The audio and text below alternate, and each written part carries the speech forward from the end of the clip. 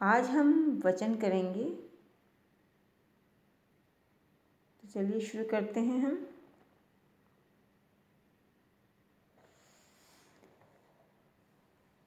सबसे पहले एक कहानी देखते हैं, हम इसको पढ़ते हैं, इससे हम समझेंगे। रवि ने अपना जन्मदिन मनाया। रवि ने अपना जन्मदिन मनाया। उसे अनेक उपहार मिले। मेहमानों के जाने के बाद उसने अपने सारे उपहार अपनी माताजी तथा बहन के साथ बैठकर खोले। ये देखिए, ये रवि है। रवि ने अपना जन्मदिन मनाया और अपने सारे उपहार अपनी माताजी और बहन के साथ मिलकर खोले। आओ देखें उसमें क्या क्या मिला।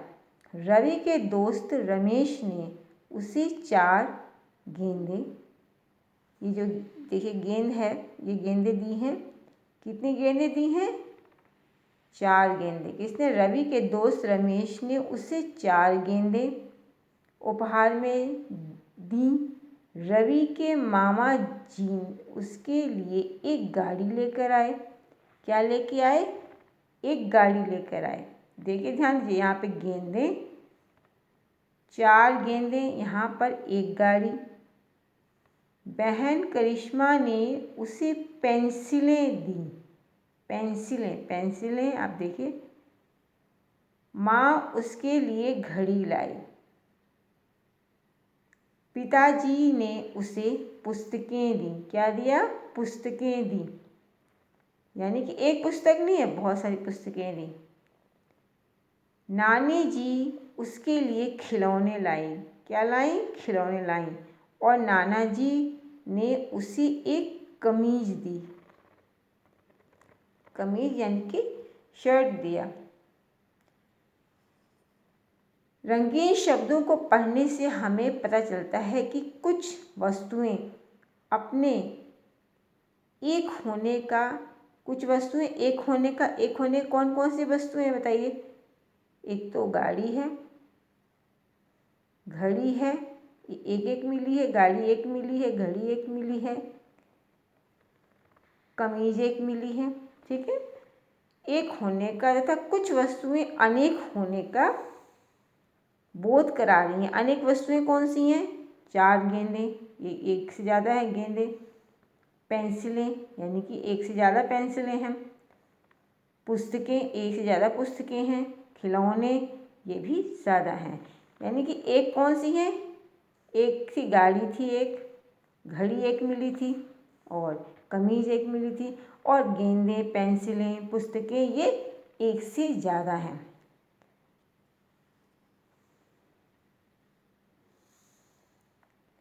यानी कहने का कहता है, कुछ वस्तुएं अपने एक होने का तक कुछ वस्तुएं अनेक होने का बोध करा रही हैं। गेंदें, पेंसिलें, पुस्तकें और खिलौने शब्दों से उनके अनेक होने का पता चलता है, तथा गाड़ी, घड़ी और कमीज शब्दों से उनके एक होने का पता चलता है। वचन का अर्थ है संख्या। वचन का क्या अर्थ है? संख्या। वचन का क्या अर्थ हुआ? संख्या। अतः कहा जा सकता है कि संज्ञा शब्द के, संज्ञा तो आप जानते ही हैं, नाम, किसी भी वस्तु का, किसी भी स्थान का, किसी भी चीज़ का जो भी नाम होता है उसको हम संज्ञा कहते हैं। नाम वाली वस्तु जो भी हो, चाहे किसी प्राणी का नाम हो, स्थान का नाम हो, कोई भी हो, कैसा भी नाम हो किसी का भी, तो उसको हम संज्ञा के अंतर्गत रखते हैं। तो संज्ञा शब्द के जिस रूप से उसके एक या अनेक होने का पता चले उसे वचन कहते हैं। तो वचन 2 प्रकार के हो गए। एक तो एक वचन हो गया जिसमें एक चीज़ों के बारे में बात की जाती है, और बहुवचन जिसमें एक से ज़्यादा चीज़ों की बात की जाती है। तो चलिए हम कुछ उदाहरण देख लेते हैं। जैसे देखिए, यहाँ देखिए, पहले देखिए, पतंग उड़ रही है। पतंग उड़ रही है। एक पतंग है, पतंग। पतंगे उड़ रही हैं, यहाँ पे एक से ज़्यादा है इसलिए हमने पतंगे लिख दिया, पतंगे उड़ रही हैं। झूला पड़ा है, एक झूला है, झूला पड़ा है। उसके बाद है आपके झूले पड़े हैं, तो एक से ज़्यादा हैं झूले, यानी कि एक वचन, ये एक वचन है, एक चीज़ है, तो ये एक से ज़्यादा हैं तो ये बहुवचन है। और आपका एक झूला है तो एक वचन हो गया आपका, और ये एक से ज़्यादा झूला है तो आपके बहुवचन हो गए। अब आप देखिए और कुछ उदाहरण देख लेते हैं हम।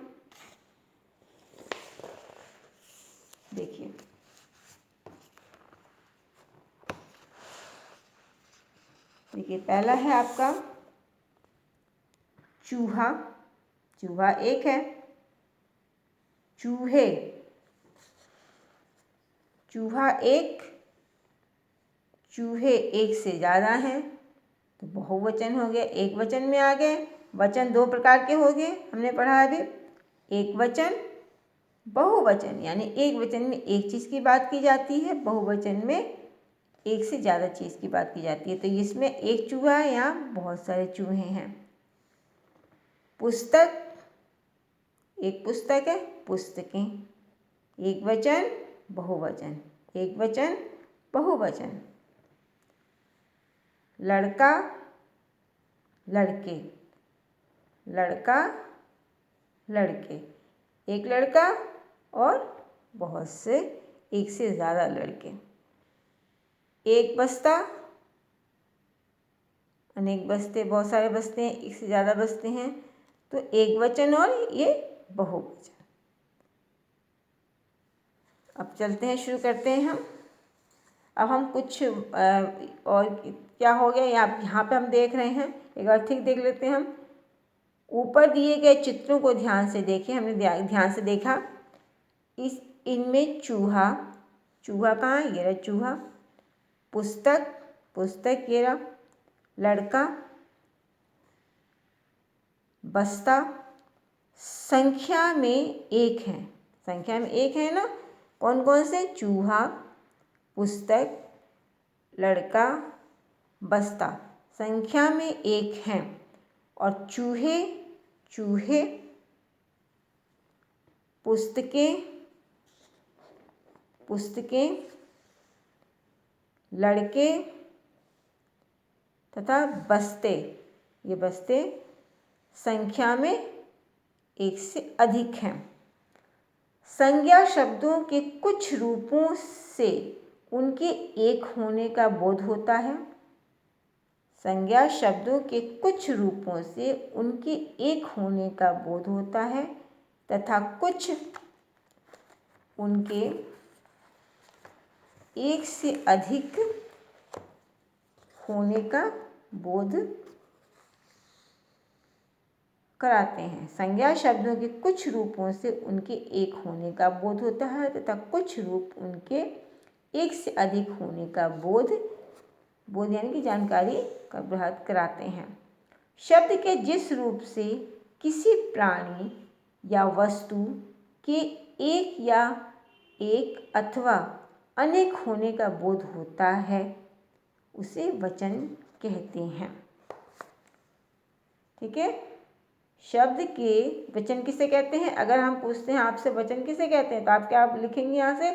शब्द के जिस रूप से किसी प्राणी या वस्तु के एक अथवा अनेक होने का बोध होता है उसे वचन कहते हैं। सरल शब्दों में हम कह सकते हैं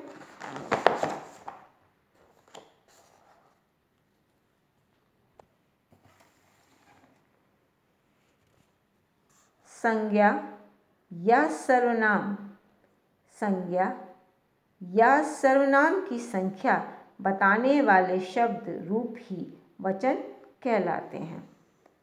संज्ञा या सर्वनाम की संख्या, संज्ञा क्या होती है? नाम होता है, और सर्वनाम नाम के स्थान पर प्रयोग किया जाने वाला जो शब्द होता है उसे हम सर्वनाम कहते हैं। संज्ञा या सर्वनाम की संख्या बताने वाले। संख्या का अर्थ क्या हुआ यहाँ पर? एक है कि एक से ज़्यादा। जब एक होगा तो हम उसे एक वचन हो जाएगा, और जब एक से ज़्यादा होगा तो सब बहुवचन हो जाता है। तो संज्ञा या सर्वनाम की संख्या बताने वाले शब्द रूप ही वचन कहलाते हैं। इस आधार पर वचन के दो रूप होते हैं। कितने रूप होते हैं? दो रूप। कौन से वचन के दो रूप? एक वचन और बहुवचन। तो वचन कितने प्रकार के हैं वचन, या कितने रूप हैं इसके? दो रूप हैं, एक वचन और बहुवचन। अब हम चलते हैं एक वचन की बात करते हैं।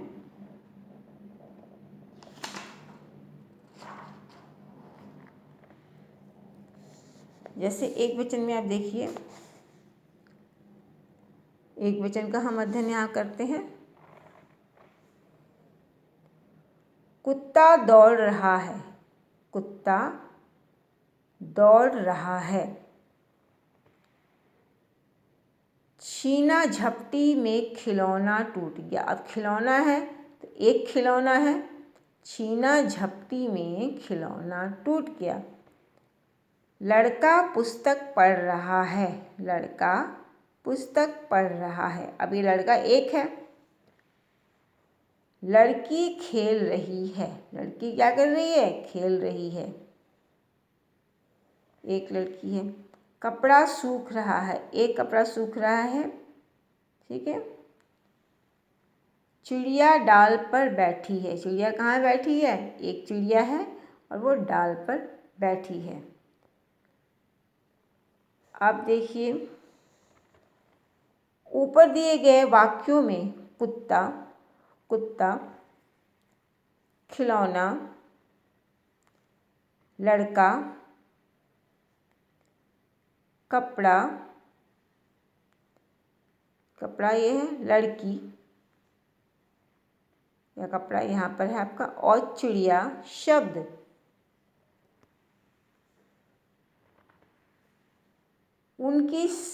उनकी संख्या में एक होने का बोध करा रहे हैं। एक होने का बोध करा रहे हैं ना। कुत्ता एक है, एक होने का बोध है।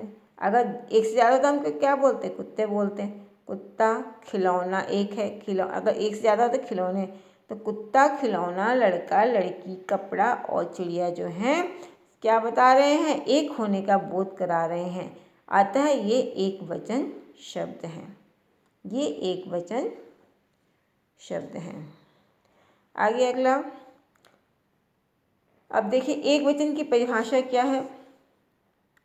संज्ञा या सर्वनाम के, संज्ञा या सर्वनाम के जिस रूप से किसी व्यक्ति या वस्तु के एक होने का बोध होता है उसे एक वचन कहते हैं। संज्ञा या सर्वनाम के जिस रूप से किसी व्यक्ति या वस्तु के एक होने का बोध होता है उसे एक वचन कहते हैं। बहुवचन है आपका। आप शुरू करते हैं बहुवचन।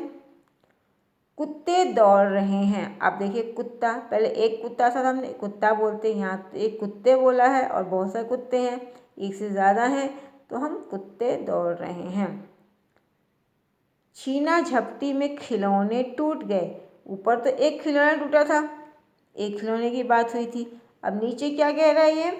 छीना झपटी में खिलौने टूट गए, यानी कि एक से ज़्यादा खिलौने टूट गए।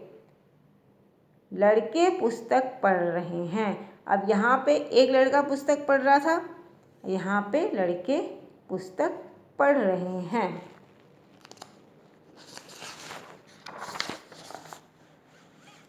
दूसरा वाक्य देखिए यहाँ पर, लड़कियाँ खेल रही हैं। लड़कियाँ हैं, एक से ज़्यादा खेल रही लड़कियाँ। जहाँ भी एक से ज़्यादा होता है वहाँ हम ये लड़कियाँ खेल रही हैं, लड़कियाँ खेल रही हैं। कपड़े सूख रहे हैं। एक से ज़्यादा कपड़े हैं। कपड़ा अगर एक होता तो हम कपड़ा बोलते, और एक से ज़्यादा है तो हम कपड़े बोलेंगे। कपड़े सूख रहे हैं। चिड़िया डाल पर बैठी हैं। अब एक चिड़िया होती तो हम चंद्र बिंदु नहीं लगाते। अगर एक चिड़िया होती तो हम चंद्र बिंदु नहीं लगाते। बहुत सारी चिड़िया हैं, एक से ज़्यादा हो, 2 हो, 3 हो, 4 हो, 10 हो, 100 हो, वहाँ हम चंद्र बिंदु लगाएंगे तो बहुवचन बन जाएगा। एक से ज़्यादा चिड़िया डाल पर बैठी हैं, बैठी हैं, नाक से आवाज़ आएगी।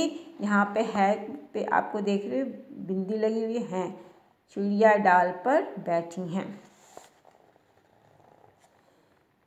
ऊपर दिए गए वाक्यों में कुत्ते, उपकुत्ते, खिलौने, लड़के, लड़कियां, कपड़े और चिड़िया शब्द उनके संख्या में एक से अधिक होने का बोध करा रहे हैं, एक से अधिक होने का बोध करा रहे हैं, बल्कि बता रहे हैं। अतः ये बहुवचन शब्द हैं। जहाँ एक से ज़्यादा की संख्या बताएगा कोई बहु वाक्य, वहाँ पर आपका बहुवचन होगा। जैसे कुत्ते, खिलौने, लड़के, एक से ज़्यादा हैं। अगर एक लड़का होता तो हमारा एक वचन होता। ठीक है, एक से अधिक होने का बोध करा रहे हैं, अतः ये बहुवचन शब्द हैं। अब इसकी आप परिभाषा देख लेते हैं बहुवचन की। संज्ञा या सर्वनाम के जिस रूप से, संज्ञा या सर्वनाम के जिस रूप से किसी व्यक्ति या वस्तु के एक से अधिक होने का बोध होता है, उसे बहुवचन कहते हैं। संज्ञा या सर्वनाम के जिस रूप से किसी व्यक्ति या वस्तु के एक से अधिक होने का बोध होता है, उसे बहुवचन कहते हैं। हिंदी में वचन प्रयोग के विषय में, हिंदी में वचन प्रयोग के विषय में ध्यान देने योग्य प्रमुख बातें। चलिए हम पढ़ते हैं क्या ध्यान देना है इसमें। पहला है आपका, सम्मान प्रकट करते समय सदैव बहुवचन का प्रयोग किया जाता है। सम्मान प्रकट करने का अर्थ क्या है यहाँ पर? जैसे आप कहते हैं मेरे पापा जी बाजार गए हैं। एक हैं पापा आपके, पिताजी बाजार गए हैं, तो पिताजी गए हैं, आपने नाक से आवाज़ आ रही, आप बिंदी का प्रयोग कर रहे हैं वहाँ पर, तो इसका मतलब आप उनको सम्मान दे रहे हैं, इसलिए हमने वहाँ पे बहुवचन का प्रयोग किया। अगर हम सम्मान, इसलिए हम यहाँ पे करते हैं। देखिए, सम्मान प्रकट करते समय सदैव बहुवचन का प्रयोग किया जाता है। जैसे गांधी जी महान व्यक्ति थे, गांधी जी महान व्यक्ति थे।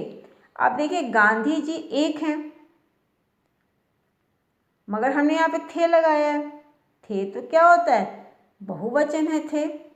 अगर गांधी जी था, अगर हम था लगाते, गांधी जी महान व्यक्ति था, तो था से क्या होता है? हम उनको सम्मान नहीं कर रहे हैं। अगर हम था लगाते हैं, हम वो अच्छा नहीं लगेगा न सुनने में, और इसमें इसलिए हम उसे सम्मान नहीं दे रहे हैं।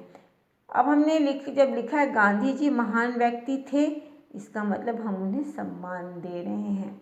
तो सम्मान देने के लिए हम बहुवचन का प्रयोग करते हैं। आपके दर्शन कब होंगे?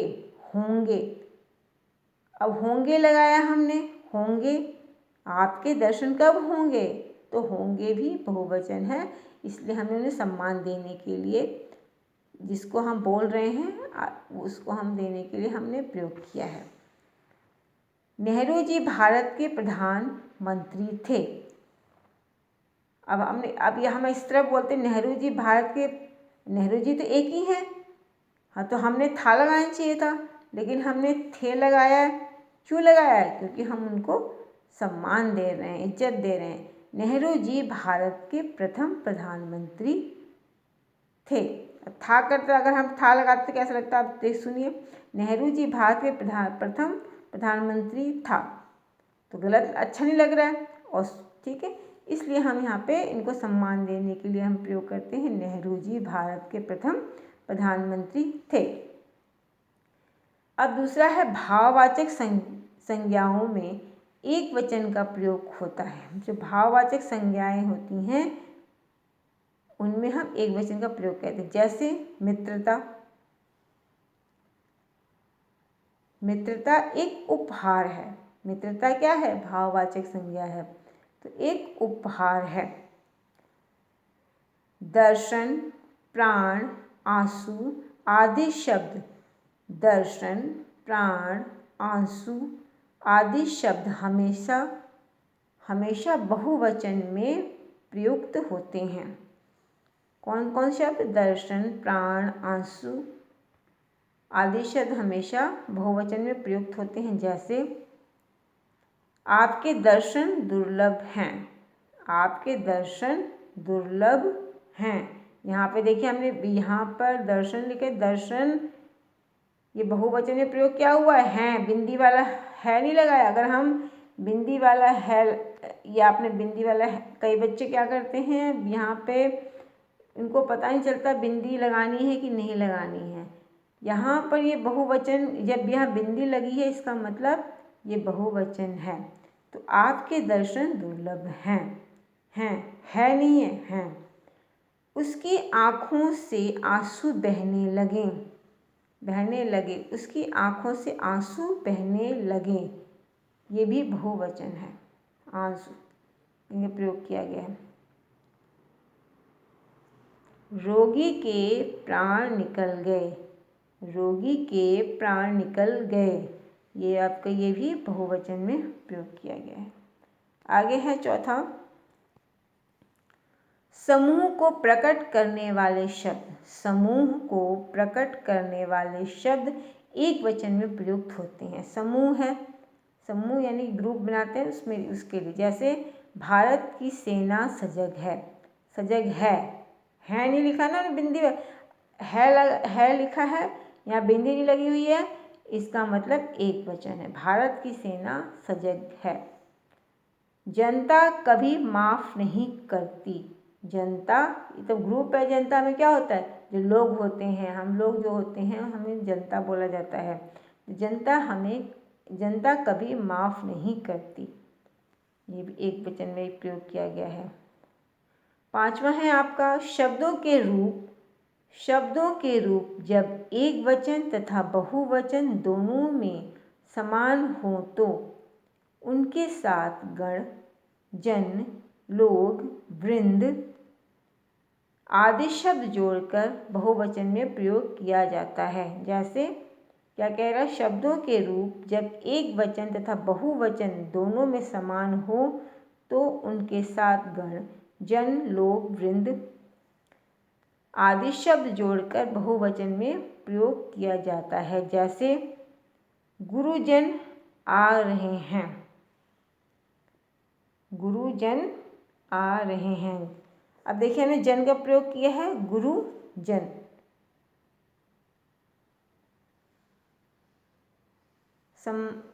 हमें देखिए लिखा है, क्या लिखा है? शब्दों के रूप जब एक वचन तथा बहुवचन दोनों में समान हो तो उनके साथ गण, जन, लोग, वृंद आदि शब्द जोड़कर बहुवचन में प्रयोग किया जाता है। जैसे गुरुजन आ रहे हैं, गुरुजन, गुरुजन यानी कि जो गुरु हैं, शिक्षक देते हैं, वो आ रहे हैं। राजा लोग चर्चा कर रहे हैं, राजा लोग चर्चा कर रहे हैं। गुरुजन यानी बहुत सारे गुरु, राजा लोग यानी जो राजा लोग चर्चा कर रहे हैं। मुनिगण, मुनिगण यानी कि बहुत सारे मुनिगण प्रार्थना कर रहे हैं। मुनिगण बहुवचन है, मुनिगण प्रार्थना कर रहे हैं। अब आइए वचन बदलने के कुछ नियम पढ़ लेते हैं हम।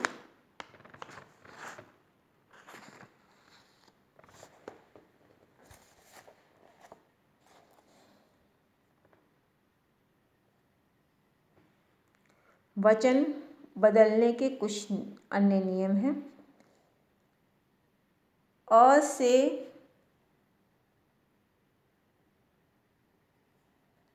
ए बनाकर एक वचन बहुवचन, मेज, मेज, मेज़ें, मेज़, मेजें, आँख, आँखें, बहन, बहनें, एक ए बढ़िया ए लगा के,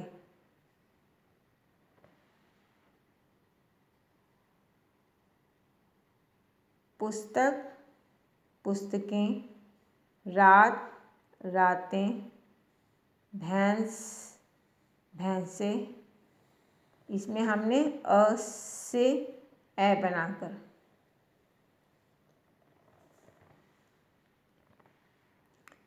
आ से ए बनाकर, आ है ये जो पीछे आ घोड़ा, आ लगा हुआ, आ स्वर लगा है और ये हमने ए स्वर लगाया है। घोड़ा, घोड़े, बच्चा, बच्चे, झगड़ा, झगड़े, कपड़ा, कपड़े, छाता, छाते, बेटा, बेटे। आ में ए लगाकर, सभा, सभाएं, ये लगाया हमने सभा, सभाएं। माता, माताएं, महिला, महिलाएं, माला, मालाएं।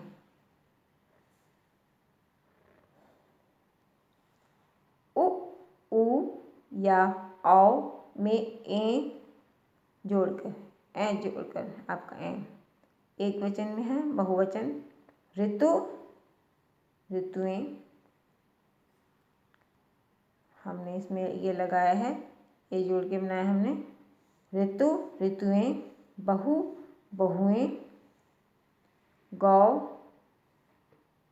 गौएं, वस्तु, वस्तुएं। इ या ई में या जोड़कर, रीति,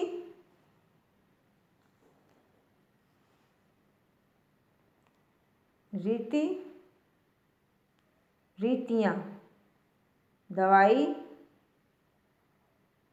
दवाइयाँ, मिठाई, मिठाइयाँ, तिथि, तिथियाँ, सखी, सखियाँ, मक्खी, मक्खियाँ। या में से या बनाकर, एक वचन, ये बहुवचन है। चिड़िया, एक चिड़िया है, चिड़ियाँ बहुत सारी। डिबिया, डिबियाँ, बहुत सारी डिबियाँ। यहाँ एक के बारे में बात हो रही है, यहाँ बहुवचन, एक वचन, ये बहुवचन। चूहिया, चूहियाँ, पुड़िया, पुड़िया। अब देखिए क्या लिखा है, वाक्य में बहुवचन के प्रयोग से वाक्य की क्रिया तथा उसके प्रयोग किए गए विशेषण प्रभावित होते हैं। जैसे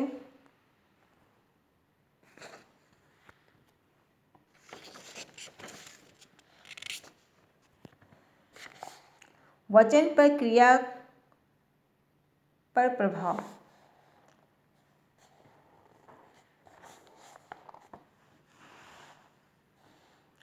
वाक्य में प्रयोग की गई संज्ञा यदि एक वचन है, वाक्य में प्रयोग की गई संज्ञा यदि एक वचन है तो क्रिया भी एक वचन रूप में ही प्रयोग की जाती है, और यदि संज्ञा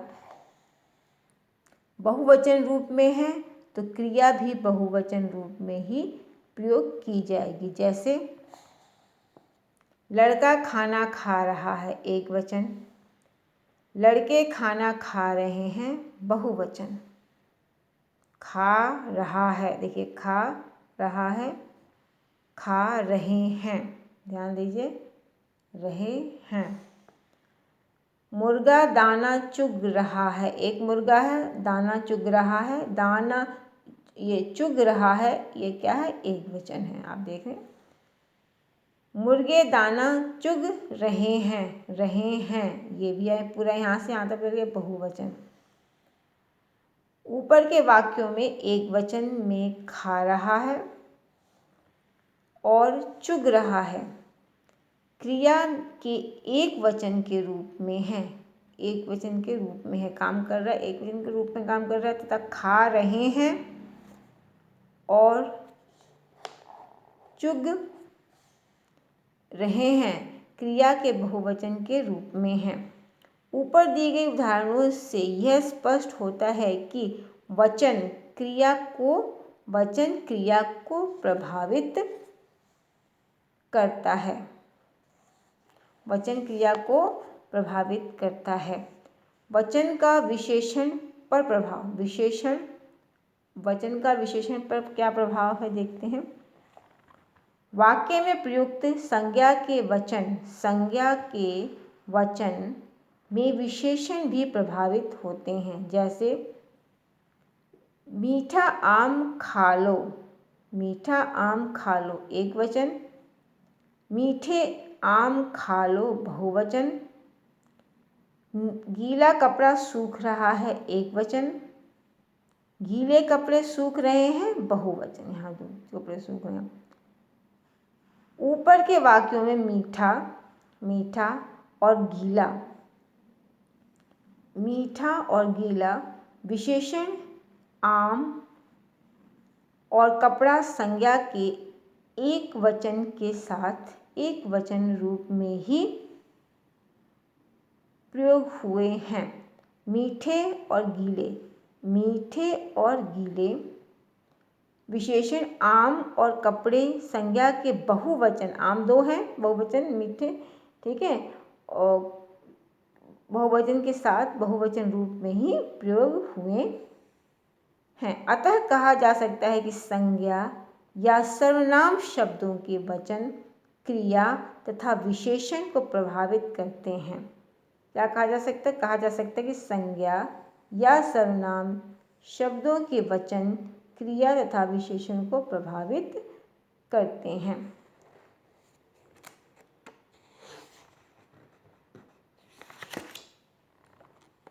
अब देख लेते हैं यहाँ पे कुछ और चीज़ें।